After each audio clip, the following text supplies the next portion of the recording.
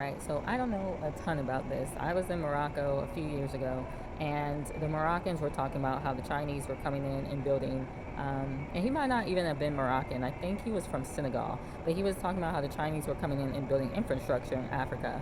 So a video popped up on my YouTube yesterday, and it's basically these two African men talking about how Africa should let these Chinese people come in and take over, basically. And you look at the comments, and a lot of the people commenting are Chinese. Some of them were African, and all the comments seem to be really positive, which probably means that they're paying people to say these things, or, they're not even real humans. They're like bots and demons and that kind of thing. And so, look at China. You have the overpopulation of a country. I'm looking at some of their streets, and it just seems like tragic in some of these places. You got these people jumping off of buildings that work at Apple because their lives are miserable.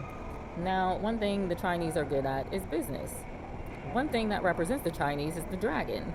So guess what's going to happen when you let a bunch of Chinese people come into your land and take over? And this isn't something that hasn't been done before. It's not as if Africa has never been colonized, but when are y'all going to get it together? Like, when is that going to happen, where you actually stand on your own 2 feet and stop making deals with these devils? Because what they're going to do when they come in is they're going to take over. These Chinese people are killing their own people, by the way. They're killing Chinese Christians, and they're working people into death. Like, that's what's going on. So the problem is, people think that materialistic wealth and growth and success equals actual success, and it doesn't. What they're going to rob you of is your spiritual depth, because a lot of Africans believe in the Most High, and that's the way that they follow. Every person that I talk to that goes to Africa, it's not flies on babies like they try to tell you. I mean, there might be flies, but these kids are still chilling, a lot of them. Many of them are happier than the children in America, even when they don't have anything. I had some friends go over to, I think it was Tanzania, and they went to go preach the gospel to these little children. And these kids were like so happy and smiling and everything.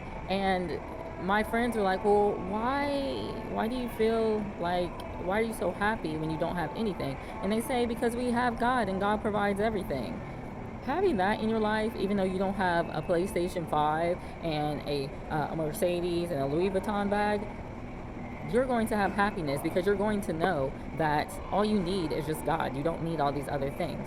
Now these Chinese are going to come in and bring all their little toys and whistles and all that kind of stuff, and it's going to change the dynamic of Africa. The spirituality is probably going to die out quite a bit. So just be prepared for what's about to happen. And the thing is, they were trying to blame America. Oh, America, they lie about everything. You don't think these Chinese people are lying to you? I mean, they were in the comments calling you brother and all that kind of stuff. They've done absolutely nothing for you, okay? They've done nothing for you. It's a lie. It's a scheme from the devil. I mean, someone just posted a video about how when you go into these inner city neighborhoods, and don't get me wrong, like, if there's things available, then buy them. But when you go into these inner city neighborhoods, many of these places are owned by these Asian people. Like, you don't even have black-owned businesses in these places. I mean, the mentality is literally no different. They are trying to go into these poor parts of Africa and build so they can take over whatever is there, all right?